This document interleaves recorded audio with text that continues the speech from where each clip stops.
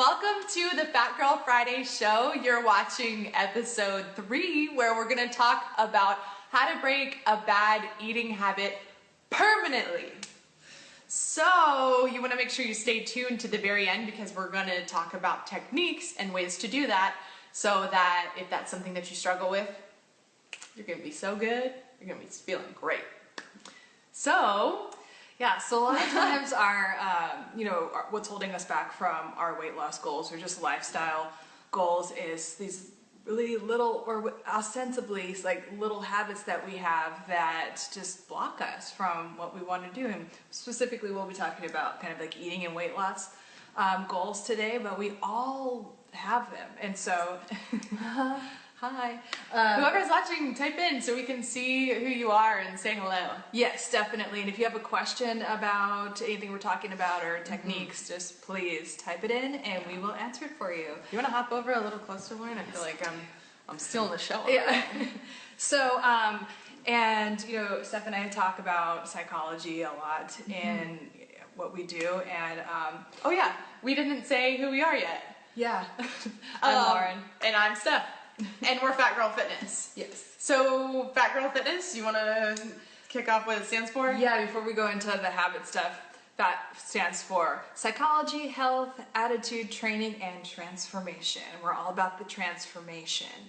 And transformation begins by changing those little habits and understanding what, is going on for you on a psychological level so you could kind of unravel them, as I like to say. Yeah. So, one psychological term that I think comes up a lot is the term repetition compulsion. So that term technically is about having a trauma and then constantly repeating that trauma, hoping for a different result and trying to heal it on a kind of like unconscious level, kind of like maybe dating someone that was like your abusive parent or something like that over and over again. But it also shows up with food and, lifestyle choices that maybe aren't serving you. Come from, just maybe someone died and then you decided to comfort yourself with cake or whatever, and this happened at a young age, and just all through your life when something sad happened, you turn to sweets, and it's kind of like, well, how do I have this habit? And, so it's just understanding where that kind of repetition compulsion comes from with lifestyle habits. Yeah. Mm-hmm. Do you find that a lot of the clients that you work with, that you're working them through this tactic or this repetition compulsion? Oh, always. Like I do a lot of education around it, just so because when you bring something to the conscious level and you understand it, you could just be like, okay, well, this isn't me. This isn't serving me anymore, so I could kind of detach from it. I talk about it a lot. Yeah, that's huge. I'm constantly bringing it up with my clients as well. I have a different name for it, but I really like repetition compulsion, so I'm excited that you brought that into my life. Thank you, Freud. So that was Freud, not me. That was Freud. Cool. But, yeah. Nice. It makes things really clear, and it's kind of like, oh, okay, I am doing that, and I don't want to do that anymore. Right. Yeah. Once you recognize it, you get to take action to move forward on it. Yeah, so do you have something like a bad habit that you, had to break out of? What's yours? Yes. Okay, so mine was this habit where I was eating so much food. And I was eating to the point of pain, actual stomach pain. Yeah. And I noticed myself, this is something I started to take on, so if anybody's watching and they also coach other people, this is when I first started coaching and I didn't know how to work with so many people's emotions and then not take it on myself and start developing the behaviors for myself. So what I was doing is I was coming home from work. The first thing you pass in my old house was the refrigerator. So I would not pass go. I would stop at the refrigerator, open the cheese drawer, and I would have the bag of cheese and I would literally refrigerator door open, go into town, and then when I was done, I was in so much pain, and then I couldn't work after because I was like, oh my gosh, I need a nap, or I just felt terrible. Right. What about you? Do you have something along those lines of repetition compulsion that you ever felt? Absolutely. Well, two things. I think in any circumstance, even if you're not directly helping people in a kind of traditional sense, we take on people's energy all the time throughout the day. And I do something called running my energy. I learned from James Von Prague, but it's constantly like clearing out your aura. I actually have a YouTube video about it. Maybe I'll post it on our thing too. Yeah, maybe comment below when we're done. We can put the link. Yeah, we'll do that because it's so important to clear your energy, and you take people's energy on, and you know, people ground themselves with food. Food is a very popular one to ground yourself with, or just numbing out in front of the TV, or you know, drinking, or like even smoking weed. Somebody else who feels that. Yeah, you know what I mean? People just do that, and I don't think they know why, but it's just like, oh, like, I mean, when I'm getting a lot of people's energy throughout the day, I'm just like I could just, and I have to remember to kind of just wash it out, you know, kind of take the light and wash it through. But I just think that's so important to comment on, especially people that are healers. They don't understand, like, sometimes how to take care of themselves energetically and psychologically, or we forget because we put other people first. Right. You know what I mean? Yeah. Just wanted to say that. But so mine is very similar. So I would be very disciplined with like super restrictive diet and all of that, and then I would just get to a point where something would happen, or I would start to like get to my weight loss goal or whatever, and then I would just have like a late night eating sesh, and then go to bed with like this rock in my stomach. And you know, for me, like, I realized I was making food the enemy, and I wasn't trusting like my body to, you know, naturally metabolize food. Like, I was just always like freaked out, like everything I eat is gonna, you know, and so just not like or trusting my body's like organic process. And so it just felt like really, I felt like really dissociated from, you know, I don't know, my body in a way, and then making food the enemy. And also on a biochemical level, what I was doing, because my body was in starvation mode, so the chemical called ghrelin, which is the hunger hormone, was going up and up and up until you know, finally crash and give in.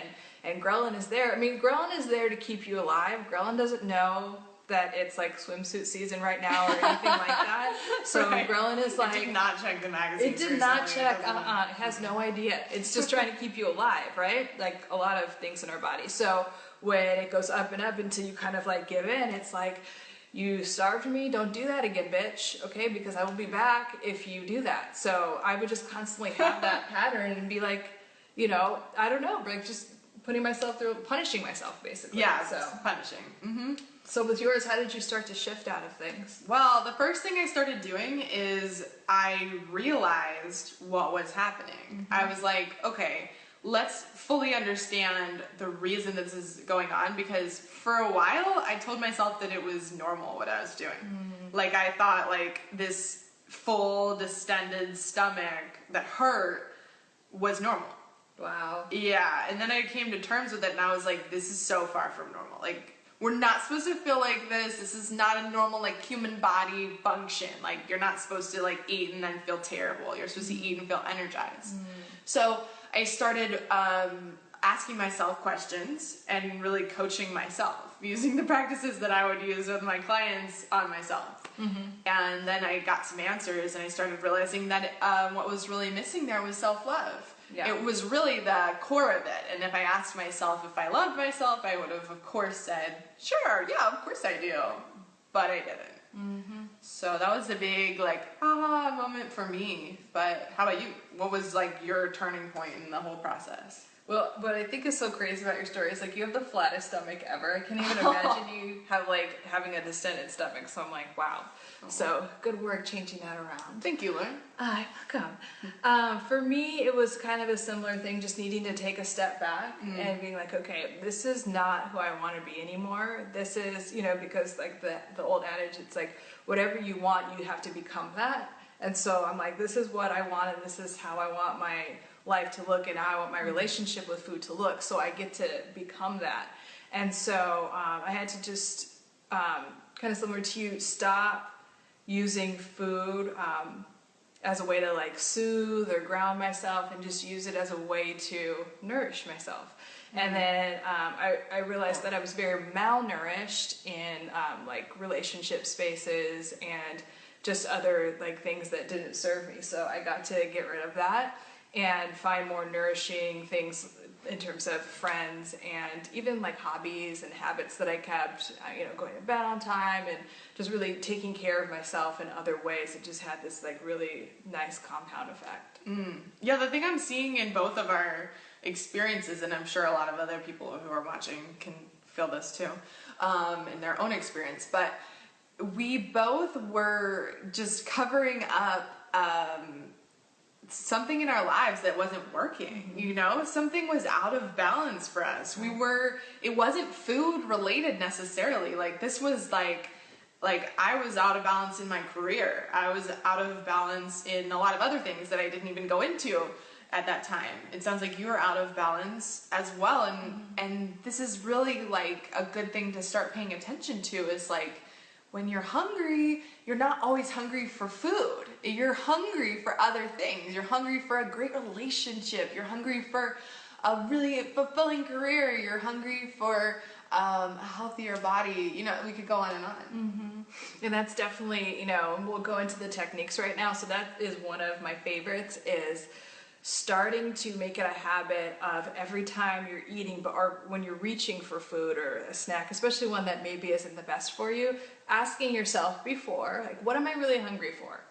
And it doesn't, you could still choose to eat whatever or eat a little bit, but just ask yourself, what am I hungry for? And you start to bring it into your consciousness, what you're actually hungry for. And sometimes it is just, I want a snack, and sometimes it's something else.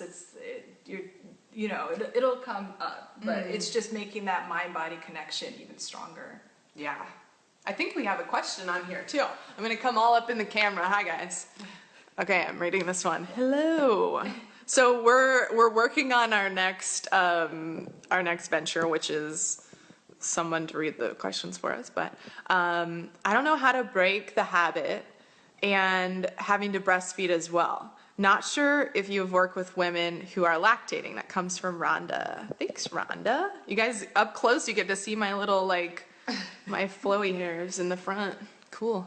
Okay, so good question. We're so glad you asked that. So it's basically like you're dealing with these bad habits and you're breastfeeding at the same time. Are you asking if they're coinciding? Or are you asking just for tips in general? That's my question. I don't know if you have. Yeah, I wasn't exactly clear on what bad habit is coming in for you while you're breastfeeding. Are you saying that you're having more cravings as you breastfeed and that's the bad habit? I'm not sure. So if you could clarify for us, Rhonda, that would help out a lot, because there's a lot of different. I've personally worked with people that have that are lactating, and but I don't know exactly. I'd like to get really specific with your question. So if you could type more about it, that would be awesome. Yeah. And while Rhonda's doing that, we are gonna go into more of the tips. Yay! Yeah, let's do it. So the other one is when you're breaking a bad habit, and you might have a lot of them, pick one. Pick one and break it down. Just decide, this is the one habit I'm going to focus in on, because everything has everything has a compound effect on everything else. So it'll all add up. And when you do it slowly. Don't go from I don't work out and to working out 2 hours every day. It won't last, it won't work. And then in terms of my bad habit, what I did was, instead of just being cold turkey about it, just saying, okay, I've been eating this much, way too much at night or whatever, so I just brought it down a notch, and down a notch, and down a notch, and down a notch every single day until it just didn't exist anymore. Mm-hmm. And that's what you want to do with habits in general. Yeah, Anything to add to that? Those baby steps are everything. Yeah. It's because when you're looking at the big giant mountain that you have to climb to get there, you're like, how will I ever get there? But if you just break it down real small and you just take it to let me just take step one, move my right foot, then you're good. You'll get to the top of the mountain. Slow and steady definitely wins the race, instead of stopping and starting and stopping and starting. I always reference the book Compound Effect a lot. The Compound Effect by Darren Hardy. I really like that book. I try to get all my clients to read it, because it really, really shows how anything that you want, if you just keep taking little tiny steps, you will get there so much faster than you think, and those results will last and compound each other in a good way, not just this whole stop-start thing. Okay. Can you read the other part? I think she's... Oh, yeah. Is that... Yeah, I think that's Rhonda. Oh, hi, Rhonda. Okay, I'm coming all up in the camera again. Everybody gets to see my flyaways. Okay. She forgot to say hello. Hi. Well, hello. So my daughter is 9 months, and I'm trying to diet, but I've noticed that when I try to lower my calories to lose weight, my milk production seems to lessen. Okay. I'm going to reread that one more time because I was reading it and not hearing it. Well, and also... Okay, go ahead. I'll read it while you talk. Okay. So the first question that comes to mind, Rhonda, is like, what is your macronutrient breakdown? So just relatively, you don't need to know exactly, but like how many carbs, how much protein, Oops, sorry. very good, and then how much fat. Because, if you're having like a carbohydrate-rich thing, I mean, that could be getting in the way. I think a lot of times with women that are lactating or like that post-baby weight, I like to do like a high protein, high fat type of thing. I mean, I like that for a lot of my clients that could handle that. But that's the direction I like to go in because you're in this like fat burning state, but you're never in calorie deprivation. And then just it curbs those cravings for, unnecessary calories. Can you read the other thing? Can you just read another one? Maybe next time we're gonna put it like closer. We'll put it closer next time. Or get Tarnofsky to read them for us. I'm not sure how to keep milk production up and lose weight as well. And then also, so two things, other things come to mind for me is that sometimes there's like an acceptance of this is what's going on right now. However, and I don't know how this affects you with milk production and like cardio, but a lot of times adding in a little bit more cardio while you're going through this helps too. I've noticed with the clients that I have that are breastfeeding. What about you? Yeah. I'm definitely on board with everything you're talking about. I second most of the stuff that Lauren and I say. You'll probably notice that we have very similar opinions on. We've just had such amazing, of the same life experiences. But yes, I'm with you on that. Yes. So thank you so much for that question, Rhonda. We really appreciate that. And we can get into it. Follow up with us, Rhonda. Yeah. Try changing your macronutrient profile. Get rid of some of the more refined grains and sugars, and try to get on the just protein and fat and vegetable type of thing more, and getting rid of those, and then see, because that should keep the milk production up, but also start to lean you out a little bit more, and then maybe add in 30 minutes of cardio. Yeah. Sorry. I was looking at my car outside. This lady, I have a black Prius like everyone else, and she was like opening like this because she thought it was her car. It was a little distracting.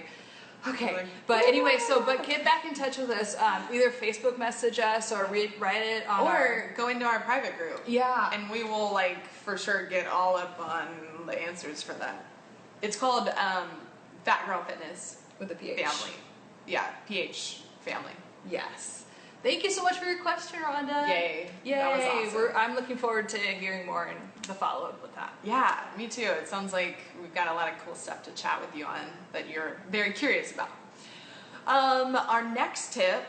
Oh, we have somebody else. Okay, let me... I'll look up the next tip. Okay, cool. Allison. Hi, Allison. Hi. Okay, so Rhonda said some more cardio. C. Okay, Allison, what do you struggle doing to break the habit of easily going ham when you're out in social environments with friends and family, surrounded by food at restaurants, parties, etc.? Hashtag the struggle is real. Great question. Is real. But it doesn't have to be. I think so when you're like, I'm gonna go on a diet, it's like you mentally put yourself in a place of restriction, and so then you have a party coming up and you're like, oh, I want to celebrate. And we celebrate with food. We have as human beings, we have celebrated with food forever, right? That's our jam. Yeah, that's our jammy jam. And and I think that's very healthy in a way, but I think a lot of times people use it as a maybe excuse to just binge. right? So there's nothing wrong with celebrating, you know, breaking bread, so to speak, and doing that. But I think it's really important to put the intention out there to be in moderation about things. You know, you don't need to be all like, you know, restrictive, but you also don't have to go ham with it. And I love really telling yourself that you don't need to do that. And then all of a sudden when you set that intention, at least for me, like it's been really liberating. It's kind of like, oh, I could just have this and I'm good. You know, there's not all this temptation or anxiety beforehand or guilt afterwards. You know, it's just kind of like, I'm going to allow myself to have this. I'm going to enjoy it, be in joy with my food and my friends and my family, and then that's it. So I think kind of like balancing it a little bit, and then also being very present when you eat, because how many times I do this at Mexican restaurants and I'm like this with the tortilla chips, chips, talking, not even like, you know, and I'm just, and tortilla chips are freaking good, so like why not just really like, oh my god, like enjoy it. Like when I do that, then I might have like 5 chips, right? But when I'm, you know, when they're just there and I have like my margarita going, I'm just like, you know, so just really being present with what you're doing helps. Yeah, I feel that one thing that's really important for anybody who doesn't know us that well to know is that Lauren and I are not on a diet. We do not do diets, and we don't believe in restriction. But we do believe in eating healthy, nourishing food. And when it comes to parties, as Lauren said, when you're not on a diet and you're not feeling like you're not allowed to eat certain things, then you're not as likely to binge or like eat a ton, because it's that like rubber band effect. You like pull the rubber band back long enough, and then when you're allowed to, it snaps and you just like, you go crazy. And I noticed just for some reason, so many people that I've been meeting lately, they keep using the phrase cheat meal, which I have to say that I am not a fan of that word or that concept. Yeah. Because to have to save up all week to have one day of joy with food, I guess I just don't see why you wouldn't want to just have joy in food every day. Right. And the word cheat, like it's a negative connotation. Really, it feels really not good. It doesn't feel like a positive, like forward-moving word. No, it's not, right? And then like, so we keep negative connotations away from food. And that's like a big, it's like, oh, this and you know, that's what the food industry is made of, like the temptation of the chocolate and the it's like, just fucking eat that piece of chocolate if you want, and like don't, you know what I mean, don't give anything that power, right? We're all about like being in our power, and so don't like disempower yourself by, you know, conceptualizing food that way or thinking of like a bad cheat day. You know, eat what you want. Yeah. Here's what I always tell my clients too, is when you're going to a family party, especially if it's something where like your grandma makes like her famous pie that everybody loves and you love too, don't say you're not going to eat grandma's pie, but when you look at your plate, just put smaller portions of the stuff that might not be super healthy for you, and then put big portions of the healthy stuff and eat it. And then when you're done, if you want more of the other stuff, the unhealthy stuff, just go back and get some more. But I find that with myself, when I give myself permission to do that, then I don't go back for a second round. I just eat, and like you said, I enjoy it. I taste it. I'm like, oh my gosh, this is made with love, and I feel it when I eat it, instead of the chip syndrome, which is just like shovel, shovel, shovel, shovel. What did I just eat? You know? I've had like actually one birthday like a couple years ago, I did that, and it was just like, okay, and now I'm gonna like, and then it lasted like a month. You know what I mean? So it's like, why, you know? So just shifting your mindset around that. I noticed that with cheat days too. Like one cheat day does not just end in one cheat day. Like that holds over through the weekend into Monday. You know, it's just that restrictive feeling. It's very limiting. Yes, absolutely. And then back to our techniques. So the other one that we had was, when you decide that one habit, just start with one at a time and move slowly and steady. Just keep up that little whatever, even if it's just kind of like, okay, I'm gonna not eat past, if you're eating up until 10 and you go to bed at 10:30, let's say that, I'm just taking my example. So just go up a half hour, right? And then just go up another half hour. or even 15 minutes, whatever you think is like super reasonable. And start there. Do 15 minutes, so go up to 10 p.m., do that for 2 days, then go down to 9:45, stop eating at 9:45, do that for 2 or 3 days. Just move very slowly and steady with your goal. That's how you're gonna get there. And write it down. So write a journal. That's a way to keep yourself accountable. So like, hey, this is what I wanna do, and these are the 3 things I could do to change or get to that goal. And then do them every single day and check in with yourself. When you write stuff down, you are a lot more likely to succeed at what you're doing. I really like too, when we were brainstorming on the topics and everything we were going to discuss today, we also said, like, this is actually an example from, we watched the Tony Robbins documentary last week. It's called I'm Not Your Guru, and very powerful.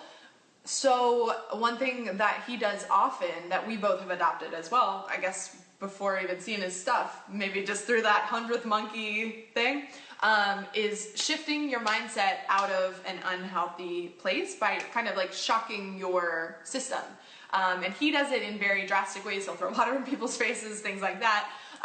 But what you can do on this level that Lauren's talking about, just one simple little step to move forward, just stand up. Or if it's a workout that you're dreading doing and you're not doing it, like just a couple. Lauren said, just do 15 jumping jacks. Yeah. You know, I was talking about, like, you can just stand up, walk outside, and take a walk, even if it's for a minute. Oh, what were you gonna say? Oh no, I was just thinking, like, so I get a lot of people that are like, oh, I didn't work out, and like they feel like they need to work out for like 2 hours every day, Right. and they go to the gym, and it's this dramatic process. It's like, put your radio on or whatever, your speaker on, and fucking jam out to 2 songs. Start there. That's 10 minutes of exercise. Yeah, you know what simple. I mean? That's like, just start tangible. twerking or like do whatever. Just like, you know Move what your I mean? body. Yeah, just move yourself. That's all. And then it'll lead to better and better things. Like, you want to be happy about moving around. Yeah. So I always find that when I don't feel like I'm in the mood for a workout, the second I move my body, I get going. Like, Sure. I've had so many times where I've just said, you know what, Steph, just go to the gym. If you just end up stretching, yeah, I do that all the time. that's fine, and you can come home. And probably like 1 out of every 20 times I actually just stretch and come home. The rest, I feel so motivated that I'm actually there, and I'm not it's the same thing as the food at the parties. I'm not restricting myself by saying you have to do an hour or you didn't get a good workout. I'm just saying, like, just move. So when I just allow myself to move, I'm naturally like, cool, that felt great, I want to move some more. Oh, that felt really good, let me move even more. And then it turns in, and then I get home and I'm like, wow, that was the best workout of my life. Exactly. You know? Exactly. And so the other part of it is, when you're writing in your journal, to not really focus on, like, this is what I'm not going to do. So whatever your bad habit is, don't write it, like, don't talk about it as much. Say, I am committed to blank. So instead of saying, I will not binge eat or whatever like that, just say, I'm committed to eating this amount by this, and then, you know, being done by the, you know, or just not eating after that. Like, just say what you're committed to doing, and keep that in the forefront of your mind. I'm committed to doing this. I'm committed to doing this. So you're identifying with the new behavior. If that makes sense. Your words are powerful, and if you're only speaking what you do want, then you're only going to get what you do want. So remove speaking about what you don't want. It's very helpful. In any situation, anything you're trying to bring about in your life, you talk about what you do want, not what you don't want. And then the last and I think most important thing is to have an accountability buddy. So putting it out there in the world, like, hey, this is my goal, and check in with me. It's someone that really will support you and wants the best for you. Accountability buddy. Yay, love you. So, like, yeah, so you know what I mean? Because I think sometimes, especially as you grow as a person, you know, people fall off. Sometimes they're not in a place where they can really be happy for you. So just really, really finding someone that really wants the best for you, and talk to them every day about this new behavior that you're trying to change. That's a big part of our program, is like having that accountability piece, and just really, you know, being very transparent about it. Yeah, it's been huge for us, and that kind of leads into a little bit about, you mentioned the program. I mean, Lauren and I just started getting together as accountability buddies. And through that, one of our goals we decided was that we wanted to lose the last 5 to 15 pounds. So we just started working on that together, and we combined our forces because we're both have so much knowledge on the topic, but we got everything together, came up with a cool plan, and have just seen like amazing success. So good that we were like, okay, we can't keep this a secret. We can't keep this just to us. Mm-hmm. So we decided to make a program, a plan out of it that you all can do if you want, that you can buy. It's just the same thing that we made. It's just simple and fun and easy to apply to your life. And we're gonna have more information on that next week. So it's called Blast the Last 5 to 15 Pounds. It's gonna be freaking awesome because we love it. Yay! And let's see, do we have any other announcements? That you should definitely join our free private Facebook group called ThePHATTGirlFitness Family, which we mentioned earlier. It's a PH on family. And it's just a group where we're gonna post inspiration, motivation. We already have a couple videos up there. Just little extra bonus things for you, and that's where you can ask questions. Rhonda, we'll get you. I know there's a few more questions up there that we didn't get a chance to get to, so we're gonna answer those on the page. And if any more comes up, then just please, post them in that group. It's the accountability that Lauren's talking about. We created a free group for you guys to have that. We should look over them. You want to? Yeah. Okay. Let's look over them. Okay. We have time. All right, cool. Got a little extra. Our plan is to get some takeout and watch the opening ceremonies after this, but we got some time. We got a little. Okay, we can hold off on food for you guys. That's how much we love you. Well, I mean, not that long. So what is it? Says yes. # no restrictions. Yeah. Yes, my problem exactly. No cheat meals. I like where this is going, ladies. I eat out at restaurants a lot. Is that a bad habit? No, it's not. I think it's always, it's sometimes you need to. You can keep going, Lauren. I'm just gonna make sure I got. Okay. Oh, we got one more. Sometimes, you have to for work or, it's just a part of your lifestyle. I think it's always best to eat or make your food at home as much as you can. And I call it part of my self-care. My self-care is like, buying the best ingredients that I can and then making my own food. And just because of like a lot of, like the oils that are used eating out aren't the best. They're not the best for your heart health. But when you're eating out, it's just about making good decisions. Like when me and Steph, we basically eat the same. We eat like animal protein, we have a good amount of fat, and we eat like greens.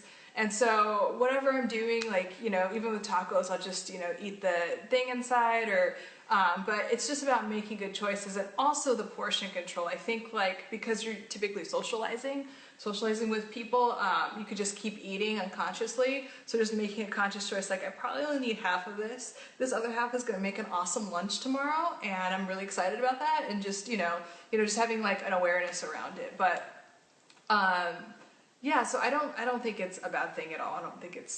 But that's me. My question for you is, does it bring you joy?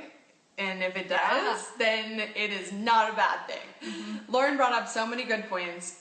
Totally with you on all that. The only other thing that I would say is just that when you're eating it, just be as happy as you are to be going out to eat with your friends. Like, just be happy. Don't feel any kind of guilt, judgment, fear, frustration about your food or what you're eating. Just do it with love. Like, eat with love, eat with intention.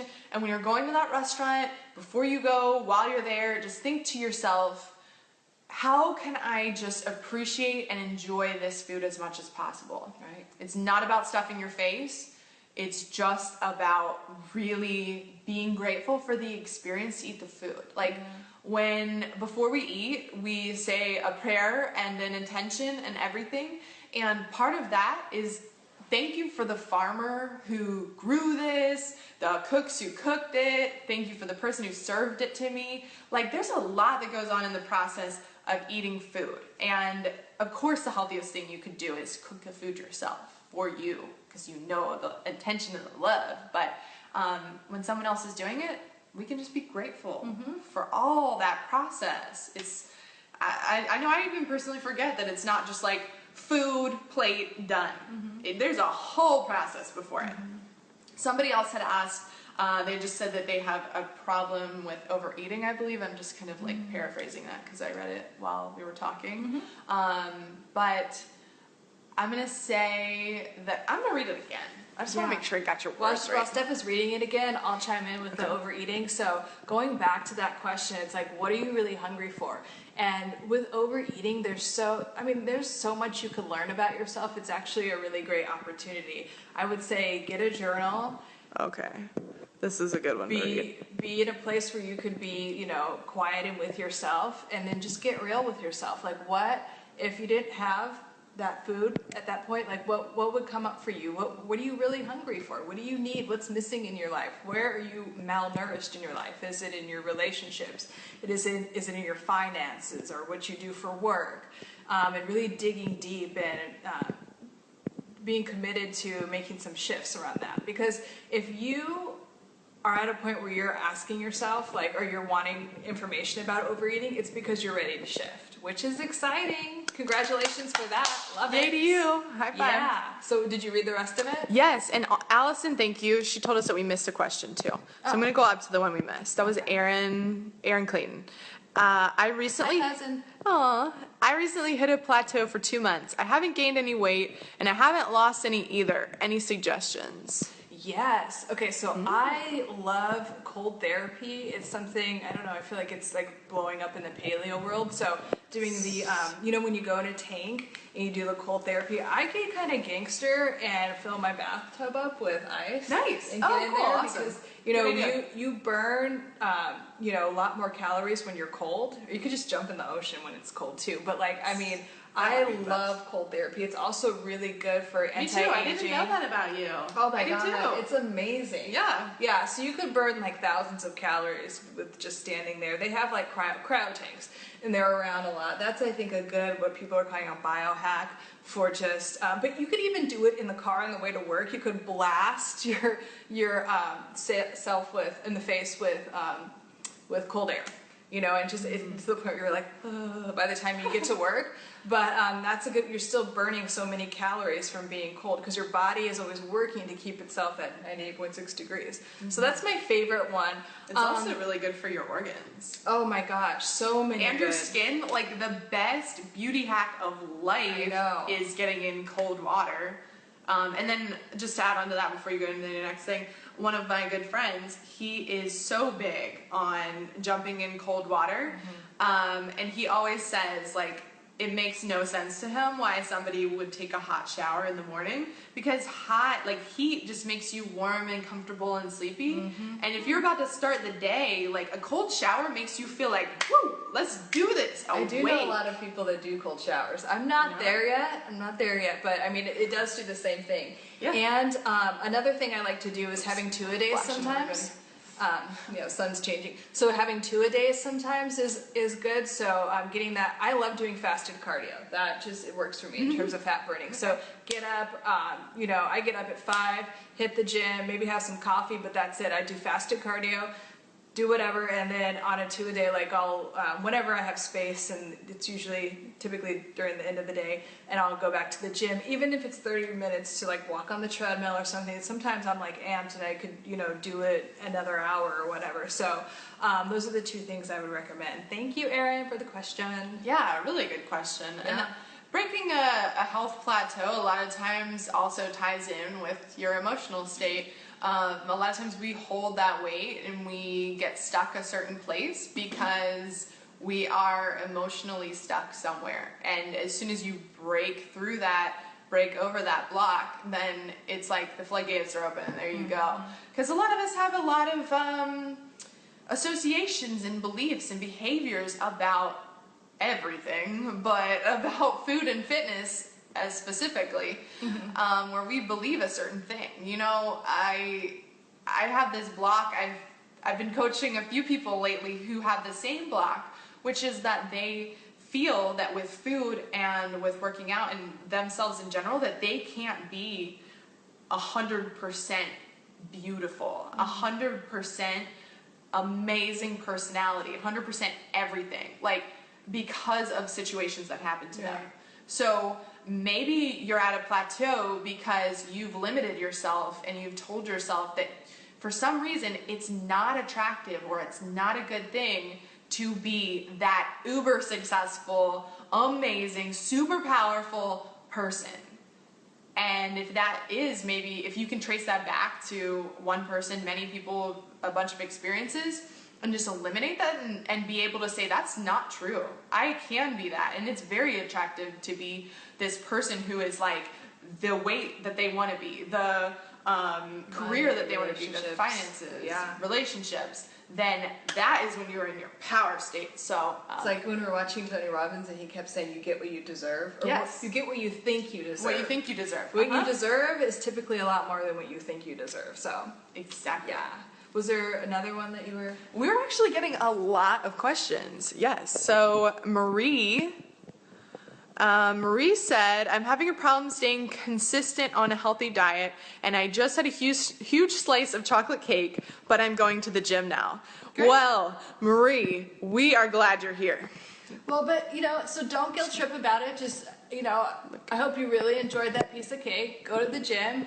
And what I like to do, especially with, things that maybe aren't the best, I tell myself, like, I love that I'm having this piece of chocolate or chocolate cake, and it's going to, do whatever, but my metabolism is going to metabolize it, and it's not going to, lead to any weight gain. And having that mindset shift has really helped a lot. So, and in terms of staying consistent, join our Facebook group because we'll be talking about that a lot. It's a really good place. Read The Compound Effect. That helps a lot. Mm-hmm. And then also decide. I'm being committed. I'm going to commit to being consistent. Where can you be consistent? Marie, what thing can you do consistently every day to improve or get to your goal? Start there. Write it down. Yes. Thank you for that comment. Was there any other ones? I also want to mention to Marie too that you don't have to go to the gym just because you ate that chocolate cake. Yeah. So just want to make sure I run that by you. Yeah. Don't go to the gym out of food guilt. Yeah. First ask yourself why you're eating the cake. Yeah. Okay. Naya, correct me if I'm saying that wrong. Naya, I love eating out, so no grains. What about alcohol? Certain types of liquor better than others?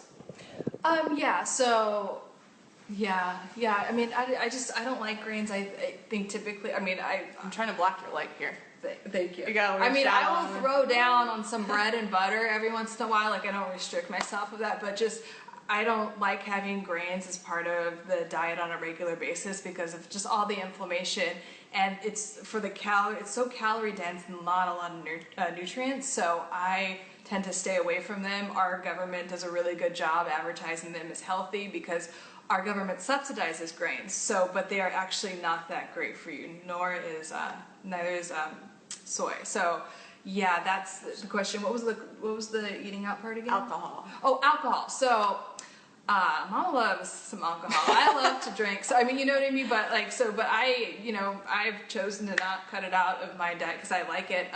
But I don't have sugary drinks. My go-tos are, tequila or vodka with some club soda, lemon and lime. It's so refreshing. It's really low in calories. And I think wine is okay. If you're sensitive to yeast or, you have like candida issues, then you probably don't want to drink as much wine. But I would say just like a hard alcohol with like club soda or something, or just even like, having something on the rocks, like in terms of hard alcohol. You just want to keep the sugar kind of low. If you have any sensitivities towards wheat, make sure you're having like a vodka or alcohol that doesn't have like wheat or rye or whatever you're sensitive to. Check in with that. Yeah, some people like gin. That's a little too gangster for me. It's whiskey? Ooh, I can't. I really? can't. I like whiskey. My fiance is from Kentucky, so he has like bourbon Kentucky. Blah, I can't. We went bourbon tasting. My parents came out. Oh, I couldn't. Sorry. Side note. No whiskey for me. I'm not really a drinker. It just doesn't make me feel very well. And so what my belief on this, coming from a non-drinking standpoint, every once in a while I have a drink, FYI, but it's just that don't limit what you love. If you have one takeaway from this video, it's don't limit what you love. Mm-hmm. and of course, everything in moderation. But like, if it makes you really happy to have a drink, have a drink. Lauren loves to have a drink. Like, there's, like, or five. Like, she's in amazing shape. Like, it should be, like, the thing I want to be so clear to everybody watching is that you can achieve a super healthy, super fit body by having the things you love. But it's not, let's just go crazy on everything. And another thing I want to say about drinking is I drink, like, and then, you know, typically when I'm having a meal or whatever, and what I've gotten away from is getting fucked up and going on a, like, Del Taco run. That is something different. That's totally different thing. Does not serve you. Or even just getting home and, like, you know, eating, that does not happen anymore. It did, I think that was what's, look at all the faces. I love it. Yeah, that, like, late night meal, I chose, like, I just put the intention out there, like, that's not happening. I'm gonna drink, and I'm fine if I, like, drink some more after I eat, but, like, I don't have that, like, meal that I'm gonna regret that's, like, sitting in my gut all night as I'm passed out. I'm just beyond, you know what I mean? So I chose to give her that habit, and then it wasn't, like, drinking now, it's not a big deal. It doesn't, like, affect my weight or anything, so.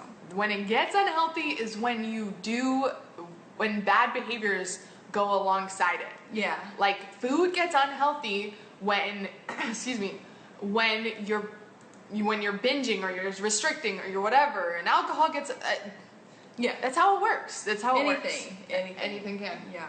Were there any other ones? We had a couple. Let's read one more, and then we go. If we don't get to you, hit us up in the Facebook group, or we'll answer them in the Facebook group. Yeah, we definitely will. Oh, we got them all. Okay, cool. Oh, holler. Well, thank you so much, everybody, for being here. We had so many great questions. Yeah, really good. So let's have a shout out. Thank you to Rhonda, Allison, Aaron. Thank you, Aaron. Thank you, Naya. If I pronounced it right, I hope I said that right. Thank you, Marie. Yeah. Thank you, guys. You all are really awesome. We really appreciate your questions. The other thing I wanted to say is, you know, we brainstorm on the topics for every Friday, but if you, if you have a topic that you'd love for us to cover, because we're, you know, we could go all over talk forever. So if there's something that you really want us to talk about, leave it on our page, leave it in the private Facebook group, and then we will get to it. Yeah, good idea. Thank you. Thanks for saying that. All right, cool. Yeah. Thank you. Thanks for joining us. We will see you next Friday. Bye.